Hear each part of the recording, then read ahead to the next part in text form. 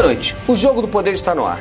Hoje, o nosso entrevistado é deputado federal, presidente da Comissão de Meio Ambiente da Câmara dos Deputados, foi deputado estadual por 4 mandatos no Rio Grande do Sul, presidente da Assembleia Legislativa e, na hora em que ele foi assumir a Comissão de Meio Ambiente da Câmara dos Deputados, houve uma contestação toda porque, apesar de não ser, é considerado ruralista. Nós estamos falando do deputado Giovanni Cherini, que na verdade é Cherini, se nós formos falar em italiano, não é verdade? Tudo bem?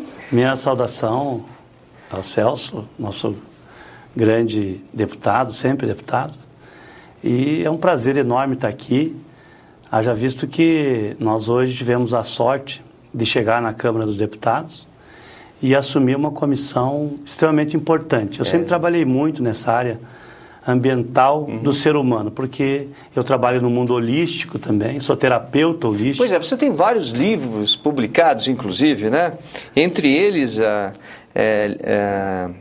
Objetivos de Vida, né? Liderança Baseada em Valores, Terceiro Milênio, Liderança Sem Fronteiras, Objetivos de Vida para Crianças, entre outros. Na verdade, eu sempre digo assim, muda o título, mas a música sempre é a mesma.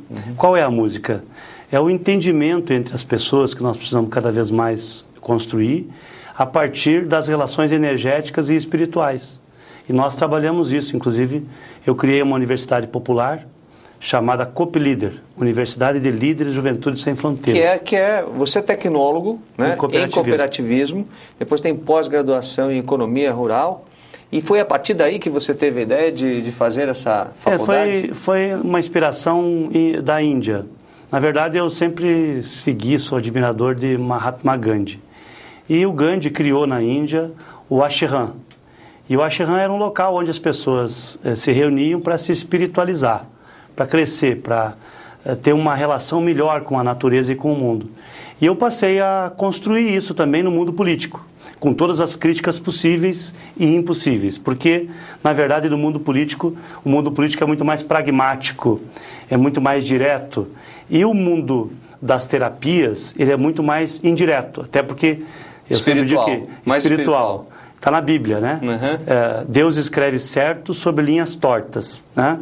Porque muitas vezes a gente não dá valor para as pequenas coisas e o Mahatma Gandhi ensinava isso, que a gente tem que aprender a fazer as pequenas coisas. Inclusive teve um caso de um médico que ele mandou limpar banheiro e aí o médico se voltou contra ele e disse, mas meu mestre, eu sei muito mais do que limpar banheiro. Sou muito mais capaz para outras coisas. Do que limpar banheiro. Ele disse assim, eu sei, você tem que aprender a fazer as pequenas coisas. Então nós ensinamos os jovens hoje, eu passei todo final de semana em São Borja, com um grupo de 150 jovens, trabalhando meditação, reiki, acupuntura, energia, imperil, todos esses conhecimentos que são fundamentais hoje em função dessa turbulência que nós vivemos. Não é só a turbulência ambiental, é a turbulência pessoal hoje. O ser humano está precisando de terapias diárias para que ele possa ter uma vida melhor. E aí a gente não se estresse tanto. Exatamente. A gente possa ter uma vida menos estressante. Você é um homem do interior, de uma cidade pequena, que é Soledade, né? 30 mil habitantes. 30 mil habitantes. No interior é mais fácil a gente viver tranquilamente. Agora, nos grandes centros, o estresse é constante. Dá para conviver, né, espiritualmente, seguindo a doutrina de Gandhi e num grande centro? Eu acho que dá, né? Dá porque, na verdade, nós precisamos ter tempos para nós, que é aquele tempo que a gente levanta, fazer uma boa meditação quando a gente levanta de manhã cedo, né? Construir boas relações, não ter inimigo, né? Aprender a pedir desculpas, né? As palavras mágicas. Eu vou te contar uma coisa, todos os dias de manhã eu pedalo. Quando eu venho para Brasília, pedalo aqui no condomínio onde eu moro. E eu saio de manhã dando bom dia para todo mundo. Bom dia, bom dia, bom dia para o pessoal que está fazendo a limpeza do condomínio, bom dia para as pessoas que estão andando, bom dia para as pessoas que estão saindo de carro, etc. Tal. Isso me dá um astral tão bom. só de eu estar falando bom dia e recebeu, e aí às vezes eu passo por uma pessoa, falo bom dia, a pessoa não responde, eu passo de novo de bicicleta pelo local, porque eu dou a volta no condomínio várias vezes, né? E eu digo bom dia, e a pessoa acaba respondendo, né? A pessoa deve dizer assim, ou é louco ou é político, né? Porque não é comum as pessoas se darem, terem relações mesmo que não se conheçam. E nós somos seres astral, humanos, né? que necessitamos uns dos outros. E o ser humano hoje cada vez mais constrói castelos para ficar escondido, mas ele precisa de relações todos os dias. Então não tem saída. Nós ou convivemos bem com o outro ou morremos à míngua, como nós chamamos. Então essas relações são fundamentais. Esse bom dia, essas coisas simples da vida. É verdade. Porque a vida é simples. Vamos falar um pouquinho de meio ambiente? Você assumiu a... E é meio ambiente também, meio ambiente, né? É verdade, sem dúvida nenhuma. Você assumiu a presidência da Comissão de Meio Ambiente sobre críticas ambientalistas de que você seria um ruralista. Mas você, pelo que eu sei, é proprietário de uma pequena área rural, né? É a favor do cooperativismo. Quem é a favor do cooperativismo não pode ser um grande latifundiário, um grande empresário na área rural. E implementou um novo tipo de pensamento na Câmara dos Deputados, na Comissão de Meio Ambiente. O que você está mudando lá? Conta pra gente. Na verdade, quando eu assumi a comissão, todo mundo queria saber se eu era ambientalista ou se eu era ruralista.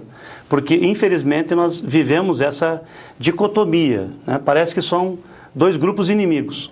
E eu disse, olha, eu não sou ambientalista e não sou ruralista. Eu sou cooperativista. E eu quero estar no meio de vocês. Porque eu acho que os dois têm razão. Na medida que nós juntarmos e criar um sistema de diálogo. E diálogo, eu sempre digo, é conversa que vai e conversa que vem. Tem gente que pensa que diálogo é só conversa que vai, né? Então, isso serve para as duas partes. Os ruralistas que pensam que dá para plantar até em cima da casa, né? E os ambientalistas que pensam que tem que plantar árvore por tudo. Ou seja, que né? tem que preservar tudo. Tem que preservar tudo. Exagero das duas partes. E o Brasil é um país que tem 200 milhões de hectares de matas nativas. Então nós temos algo privilegiado, coisa que a Europa não tem, coisa que os Estados Unidos não têm. Então há exageros de ambas as partes. Nós precisamos resolver o problema da comida do cidadão, da população. Nós precisamos resolver o problema energético e é claro que aí entra toda uma discussão se é só energia limpa, se é só energia suja, entre aspas, que né, vamos chamar de energia do petróleo, energia nuclear, hidrelétrica, que também acaba encobrindo enormes áreas de terra, como tem agora Belo Monte. Eu devo ser relator de uma medida provisória que trata desse assunto também, dessas hidrelétricas. Então eu sempre digo, nem tanto o céu, nem tanto o inferno. Nós precisamos encontrar aquilo que eu chamo da coisa mais importante do ser humano, que é o bom senso. Quer dizer, na verdade, é o desenvolvimento sustentável, né?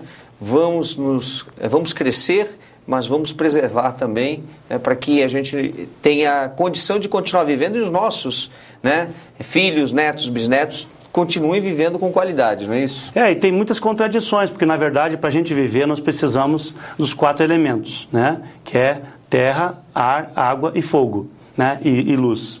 Nós precisamos dos 4 elementos. Se nós colocarmos um 5º elemento, que é amor, nós vamos resolver todos eles. Agora, se nós colocarmos radicalismo, nós vamos pensar o seguinte, bom, para o nosso ar, nós temos que transformar o Brasil numa grande floresta, né? Aí nós exageramos nisso. Mas e aonde nós vamos tirar comida? A Europa, por exemplo, fica 8 meses debaixo da neve, né? Os Estados Unidos também tem partes que fica com neve boa parte do ano. Então não produz nada. O Brasil é o grande celeiro. Só que nós temos grandes contradições. Nós somos celeiros, mas ao mesmo tempo nós temos que preservar. E isso muitas vezes é uma contradição. Nós somos, em termos energéticos, temos de norte a sul do Brasil possibilidades de energia eólica. Nenhum país do mundo tem a possibilidade de ter 20% de toda a sua energia através da energia eólica.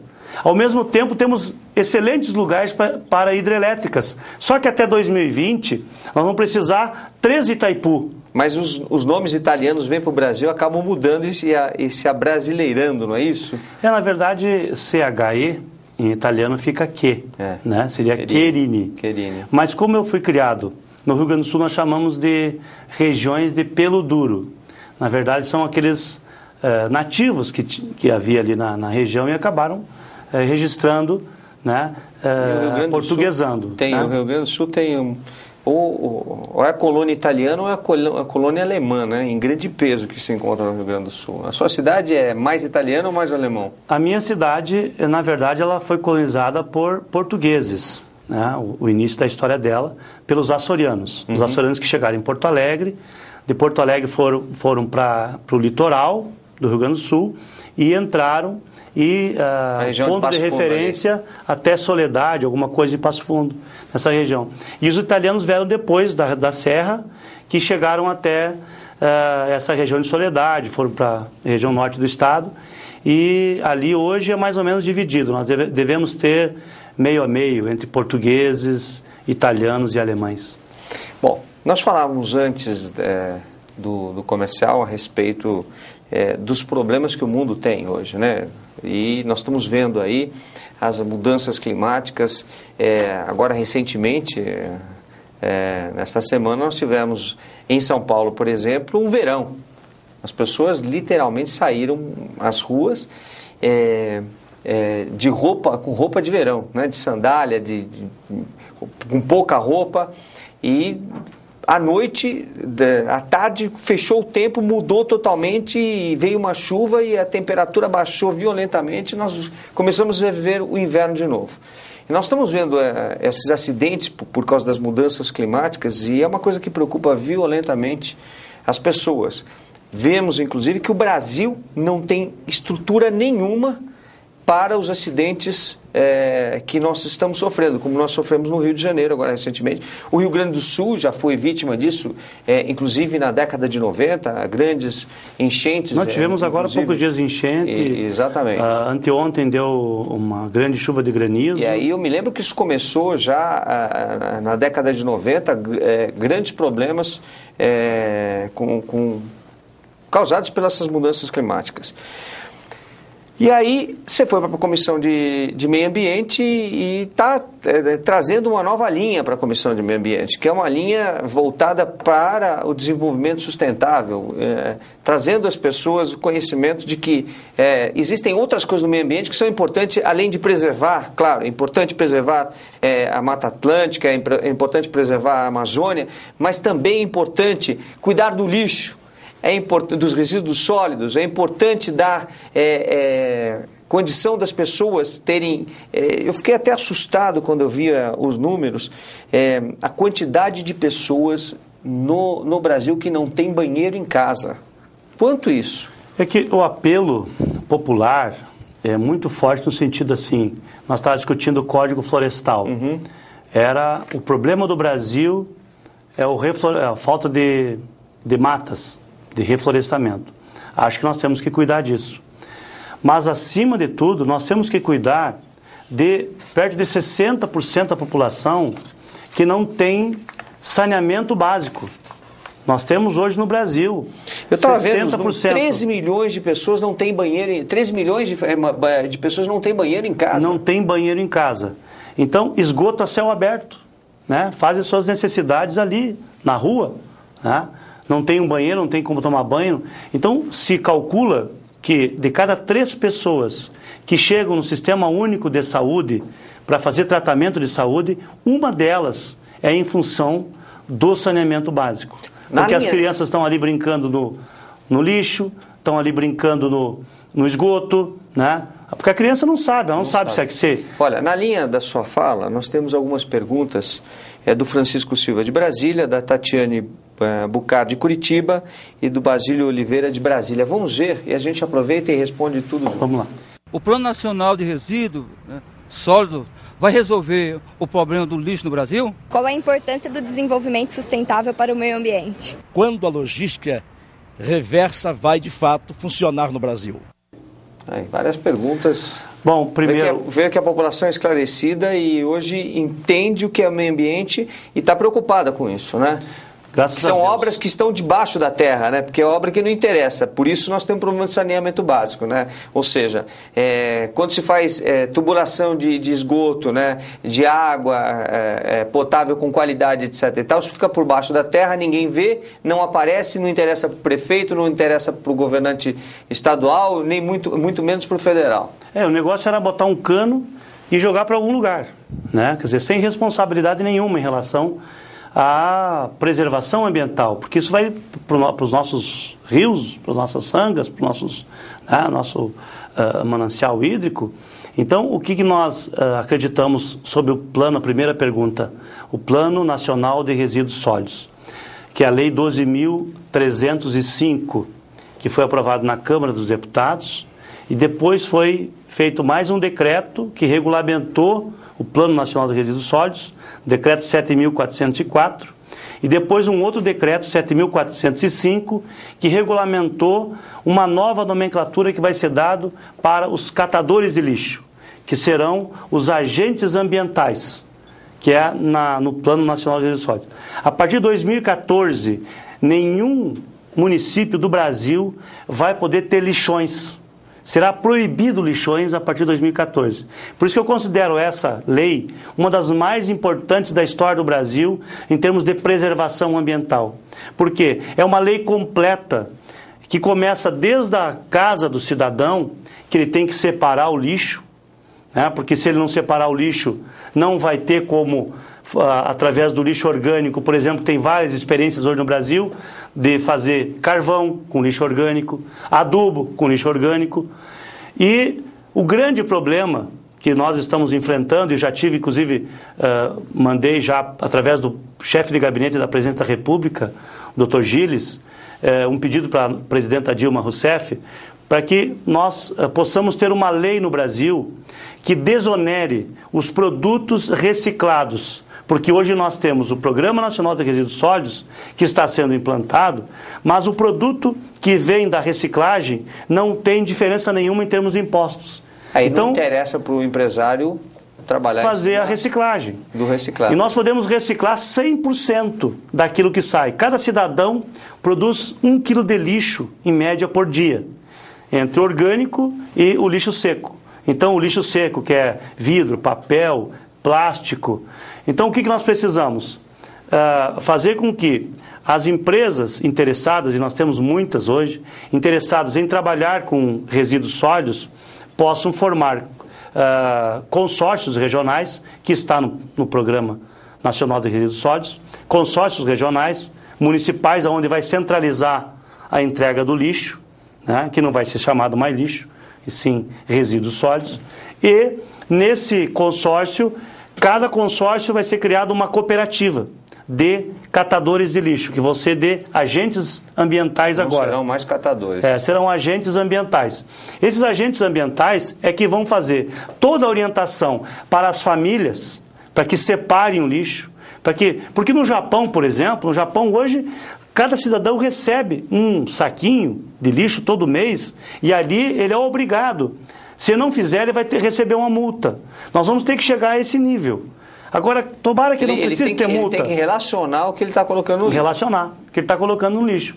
Então, porque senão nós não vamos ter como fazer uma boa reciclagem. O triste é numa cidade como a cidade de São Paulo, né, que é a maior cidade desse país, você fazer a separação do lixo, né, do lixo sólido e do lixo orgânico, e você vê o caminhão passar e jogar tudo no mesmo lugar, misturar tudo de novo, e todo o trabalho do cidadão vai por água abaixo. O Porto Alegre, o lixo orgânico faz 220 quilômetros todos os dias. Porto Alegre sai 1.200 toneladas de lixo orgânico por dia. Veja, não é só isso. Você pega, por exemplo, a Baixada Santista todinha de São Paulo, o lixo orgânico anda 200 quilômetros também, o lixo de uma maneira 200 quilômetros, porque você não pode colocar esse lixo, né, junto das praias. Então você tem um problema a ser resolvido. Sem destinação nenhuma, a maioria dos municípios não tem sequer condições de receber esse lixo, às vezes manda para outros municípios que encampam isso, mas também recebem de qualquer forma, né? E acabam fazendo aterro sanitário sem condição nenhuma, contaminando o lençol freático, contaminando a água toda que nós temos por baixo da terra, e absolutamente nada tem sido feito. Você está trabalhando bastante nisso lá na Comissão de Meio Ambiente. Quais são as soluções que você vê para a questão do lixo no Brasil? A primeira solução é implantar definitivamente a lei, o Programa Nacional de Resíduos Sólidos, que ele é um programa completo, que tem lá a política reversa, que foi uma das perguntas também que foram feitas aqui. Exato. A política reversa, que na agricultura funciona bem. Na agricultura, o fabricante hoje é obrigado, quando ele vende um balde de herbicida, por exemplo, ele é obrigado a receber de volta esse balde vazio, né? Na cidade, agora, a partir de 2014, com o Plano Nacional, eles serão obrigados a reciclar esses produtos que venderam. Então, cada empresa hoje está formando associações. Vai ter associações de empresas que fabricam latinhas, aí que é a área mais reciclada do Brasil hoje, né? A que é menos reciclado hoje no Brasil... Seriam as latinhas de refrigerante de cerveja, né? O que é menos reciclado no Brasil hoje é vidro. Essas latinhas são muito recicladas porque tem valor, né? Tem um valor. O alumínio tem valor, né? Tem valor. Então aí o pessoal vai, cata, usa até para as entidades filantrópicas, as pessoas vão buscar as latinhas para fazer, evidentemente, patrimônio, mas não porque existe a cultura, né? Por isso que nós temos que fazer com que todo o lixo tenha um valor. Ele tendo um valor, nós vamos ter os agentes ambientais que vão catar.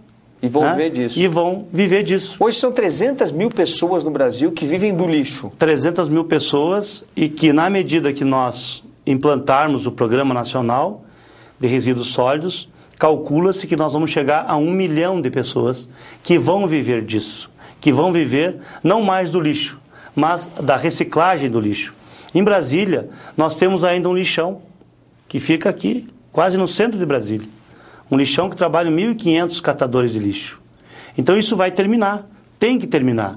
Nós precisamos encontrar um caminho, e essa é a solução, implantar o programa, formar consórcios municipais, onde vai centralizar a entrega do lixo, formar cooperativas de agentes ambientais, que isso está na lei, inclusive o município não vai precisar mais fazer licitação para os catadores, serão sem licitação, então vai facilitar para que sejam criadas as cooperativas.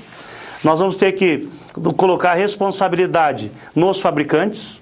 Por exemplo, a associação de vidros, produtores de vidro criaram uma associação.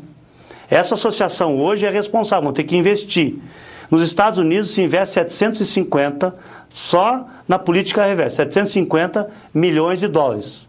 O Brasil hoje, na política reversa, investe em torno de 20 milhões de reais.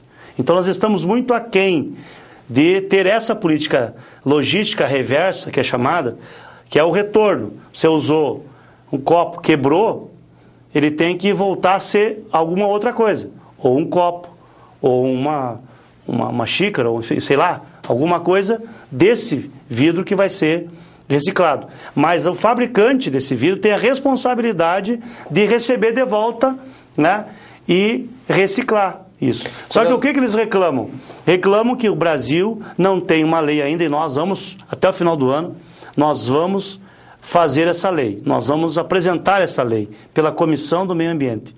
Uma lei que nós temos que ter zero de imposto para produtos recicláveis. Aí nós vamos ter um incentivo. Aí vai valer a pena para o agente ambiental e buscar vender para que aquele que pode produzir, reciclar. Sabe que quando eu estava na comissão que você preside hoje, a Comissão de Meio Ambiente, nós fizemos isso com os pneus no Brasil, né?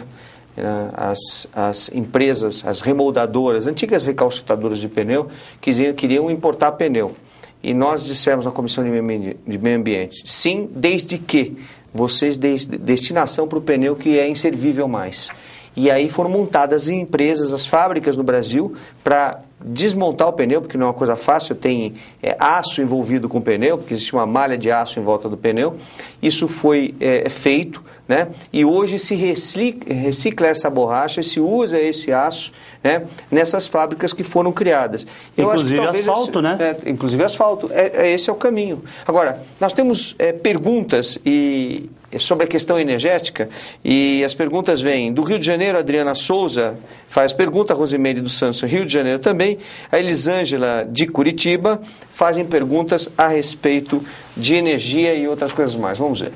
Deputado, qual é a sua posição em relação à produção da energia nuclear? Quais são as consequências do vazamento de Angra para a população local?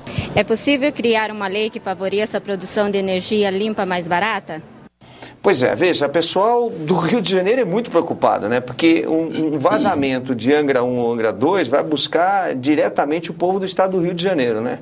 E quem será primeiro afetado serão os cariocas, né? Foi o primeiro assunto que nós tratamos na comissão. Fizemos um grupo de deputados, formamos um grupo de trabalho e fomos para o Rio de Janeiro visitar a Angra 1 e Angra 2 e a Angra 3 que está em construção.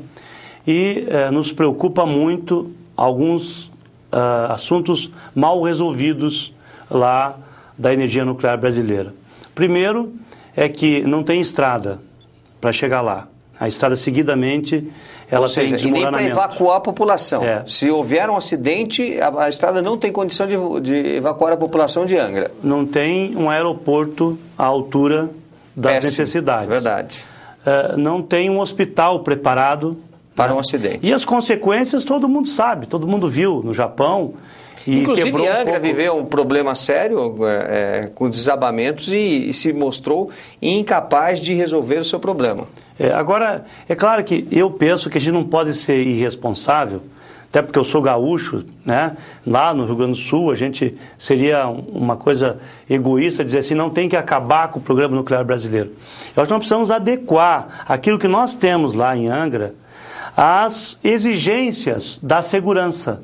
Nós temos que adequar. Por exemplo, nós temos que melhorar a questão da estrada, a questão do aeroporto, a questão do hospital. Nós temos que fazer uma licença definitiva para a energia nuclear brasileira, que não tenha uma licença provisória, né? E nós temos que envolver o Ministério Público Federal nisso, para que a população tenha transparência e segurança em relação ao programa nuclear brasileiro. Agora, eu teria uma preocupação muito grande se o Brasil tivesse políticas para abrir novas usinas nucleares, né? Agora, em relação a fechar ou não Angra, eu acho que nós teríamos que pensar em todos os recursos que já foram gastos lá. Está se gastando agora 20 milhões de dólares para construir Angra 3. Então, eu acredito que se criar todas as condições de segurança, né, para aquele programa que está ali, eu jamais diria fecha ou não fecha. Agora, tem que ter mais segurança. A população, e hoje, representa 2,5% da energia produzida no Brasil. 25% da energia do Rio de Janeiro. E 2,5%, então, é quase nada a nível nacional. É quase nada. Agora, o que nós temos que fazer é pegar todo o dinheiro que o Brasil pensava em investir em energia atômica, energia nuclear, e investir em energia eólica. O Brasil tem essa pergunta que eu ia lhe fazer. Muita gente não sabe o que é energia eólica no Brasil, muita gente não sabe o que é energia limpa, né? Qual a diferença entre a energia suja e a energia limpa? Eu acho que é uma boa oportunidade para a gente explicar isso. Na verdade, a energia eólica foi criada nos primeiros moinhos lá na Holanda, na Dinamarca, e a partir daqueles moinhos, né, que eram tocados, ou seja, os cataventos, enormes cataventos, se criou uma energia que, na verdade, ela não tem muito tempo, é de 92 para cá que nós começamos O teu estado é exemplo disso, né? O Rio Grande do Sul está com vários projetos em andamento. E existem várias nós temos em Osório, em Osório, que virou ponto turístico. É verdade. Né? E é claro que aonde você... Por que é energia limpa? Porque você aproveita o vento da natureza, para fazer coloca aqueles cataventos gigantes, né? E você ao mesmo tempo pode plantar ali naquela terra, pode preservar, pode criar gado, né? Então você não há nenhum impedimento. Só precisamos de vento. Como é o caso da energia hidráulica ou hidrelétrica, que ela acaba encobrindo enormes áreas de terra. Então não é uma energia limpa. A diferença que tem, a energia limpa é autossustentável. E não estraga o meio ambiente. Exatamente. A energia, por exemplo, solar, que é uma energia também que o Brasil tem, assim, em Brasília, por exemplo, é fantástico a possibilidade da energia solar, né? A custo zero, aliás, custo só de você da implantação, da estrutura. Implantar, né?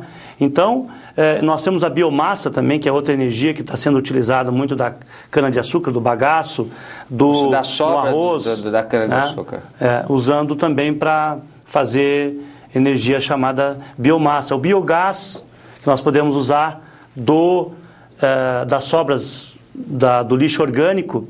Imagina quanta energia nós poderíamos produzir se tivéssemos incentivos fiscais para aquelas empresas que adotassem a energia a partir do lixo, receber o lixo orgânico, que hoje nós estamos jogando fora. Né? Jogando fora milhões de toneladas. E os aterros se dão ao luxo de acenderem com esses seus bicos, né? A sua saída, porque o lixo orgânico ele vira gás, né? Esse gás podia ser aproveitado. E aí se queima esse gás, né, para evitar que o gás esteja na atmosfera. Então quando você passa de avião, helicóptero em cima dos grandes lixões, você vai encontrar as bocas queimando o tempo todo aquele gás que podia estar sendo aproveitado, né? Exatamente.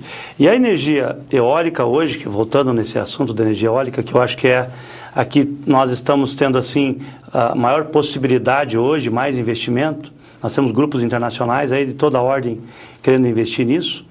Nós temos a possibilidade não só de colocar em terra, mas também fazer o que a Alemanha, a Suécia, a Dinamarca, a Holanda estão fazendo, que é colocar os cataventos dentro do mar, né? Constrói um pilar, simplesmente um pilar, e sobe uma torre, um catavento ali. Eles têm milhares. A Alemanha deve, a partir de 2015, 2016, da sua energia gasta, ter 20% só da energia eólica. Isso e aí eles vão substituir a energia nuclear, por isso que a Alemanha, a partir de 2022, essa semana inclusive eu recebi um grupo de deputados alemães, que vieram na Comissão do Meio Ambiente, fizeram questão de vir na Comissão do Meio Ambiente, justamente para buscar as alternativas que o Brasil encontrou através do biodiesel, né? Através de energias limpas para resolver o seu problema, que na Alemanha o grande problema são as usinas nucleares que eles querem fechar e que até 2022 estarão fechadas. Então, nós temos a possibilidade do Maranhão, se olhar no mapa... Foram eles que venderam para a gente energia nuclear, diga-se de passagem, né? Tudo. Porque inclusive o Brasil... Enquanto você começava o seu mandato em 94 lá na Assembleia Legislativa do Rio Grande do Sul, eu começava aqui em Brasília e visitei todas as usinas nucleares alemãs, porque eu fazia parte da comissão que hoje você preside, e visitei inclusive os depósitos de lixo nuclear que ficam a 500 metros debaixo da terra na Alemanha. Esses depósitos são aquelas antigas minas de sal, né, onde se tirava o sal, são elevadores a 500 metros debaixo da terra, se deposita esse lixo atômico, que é um problema hoje em dia para a Alemanha. E hoje eles acabam, depois de terem vendido tecnologia nuclear para a gente, eles estão saindo da tecnologia nuclear e fechando todas as usinas. Nós compramos na época dos militares ainda. Exato. Né? E, na verdade, mas o Brasil... Angra 2 nós compramos na década de 90. Angra 2. Mas o programa todo começou no regime militar. Se não me engano, foi com o Geisel. Exatamente. Né? Mas o pensamento dos militares da época, Na verdade, era para ter a bomba atômica. Tecnologia. Né? O Brasil queria ter a sua bomba atômica também, porque a era militar. Queria o controle sobre a energia nuclear, né? Com o controle sobre a energia nuclear seria a bomba atômica, né? Então, eu acho que isso passou. O Brasil é um país de paz, não tem nenhum problema com suas fronteiras mais. Então, não tem mais necessidade de você criar um grande problema para a população. Nós temos que investir na energia eólica, para mim, em primeiro lugar. Hoje nós temos menos de 1% da nossa energia eólica. Menos de 1%, 0,7%, 0,8% só. Só que nós temos um potencial do Maranhão a Rio Grande, no Rio Grande do Sul. Se você olhar o mapa eólico, vai ver assim um potencial que você pode produzir de 15% a 20% de toda a nossa energia, só com a eólica. Então, veja quanto nós podemos avançar nisso. O Rio Grande do Sul deve ter 8, 9 projetos, porque nós ainda, além do litoral, nós temos a possibilidade das nossas lagoas, porque o vento gosta muito de terra e de água, né? Ele faz esse consórcio. Então, nas regiões onde tem muita água, normalmente tem muito vento também. Só que alguns projetos hoje internacionais, japoneses, por exemplo, já estão conseguindo produzir energia com o mínimo de vento, que da escala de 0 a 10, 1% de vento já estão conseguindo fazer gerar energia. Então, nós vamos avançar muito nisso. Esse é o futuro do Brasil. O Brasil pode ser o grande exemplo mundial em termos de energia limpa. De energia limpa. Bom, quando se fala em meio ambiente, se dá o exemplo. Você lançou um projeto na Câmara dos Deputados para dar o exemplo, para que o Congresso Nacional saísse na frente como exemplo na questão ambiental. O que você fez lá? Na verdade, nós fizemos um cálculo de quanto a Câmara dos Deputados joga de CO2, né, para a natureza, em termos de energia elétrica, dos automóveis, das pessoas que se deslocam. Porque se vai fazer o cálculo, vai ver que a gente gasta um monte de energia e você polui todo dia uma quantidade grande, né, de gases que nós jogamos para a natureza. Então foi feito um cálculo de que precisaria 30 mil árvores por ano para recuperar só aquilo que o Congresso Nacional suja o meio ambiente. Exatamente, 30 mil árvores por ano. Nós estamos fechando um convênio com Itaipu, para que Itaipu, com um convênio com a Câmara dos Deputados, já falamos com o presidente Marco Maia, vamos estar em Itaipu num congresso que nós vamos realizar lá, e aí vai ser assinado o convênio para plantar 30 mil árvores. E aí nós queremos, nós queremos que, a partir da Câmara, o governo federal também faça o mesmo. As assembleias legislativas, as câmaras municipais, o Poder Judiciário, já imaginou quanto nós podemos fazer em termos de recuperação do meio ambiente? Se começar o exemplo por parte aí do depois governo. vamos tratar a questão do lixo. Aonde está indo, como está o saneamento básico do Congresso, por exemplo. Isso nós não vimos ainda. Como está a questão do lixo do Congresso? Dentro do Congresso. Produzido. Porque eu acho que o bom exemplo é aquele que a gente começa em casa. Então nós estamos fazendo isso. E teve ótima aceitação dos deputados, o presidente da Câmara está nos apoiando e nós vamos, com certeza, nos próximos meses, lançar esse grande programa que é fazer, né, a sustentabilidade na casa da gente. Parabéns. Giovanni Cherini, quero te agradecer muito. Infelizmente, nosso tempo acabou. O papo é muito gostoso, é palpitante quando se fala de preservação do meio ambiente de uma forma sustentável, sem que as pessoas parem de comer, sem que as pessoas parem de viver, né? Preserva-se o meio ambiente e cresce-se ao mesmo tempo. Parabéns, muito obrigado por ter estado aqui com a gente. Obrigado, agradeço muito e registrando que o Brasil é o maior celeiro do mundo em alimentos, no mundo com fome. Veja as possibilidades que nós temos. Maior reservatório de água potável do mundo, no mundo com sede. E o maior produtor de energia limpa no mundo sem energia. Imagina como nós vamos ser, por isso que eu sou otimista, daqui a alguns anos. É verdade, daqui a 20 anos. Muito obrigado. Nós vamos ficando por aqui. A semana que vem tem mais Jogo do Poder e eu espero você na próxima quarta-feira, se Deus quiser. Até lá, gente.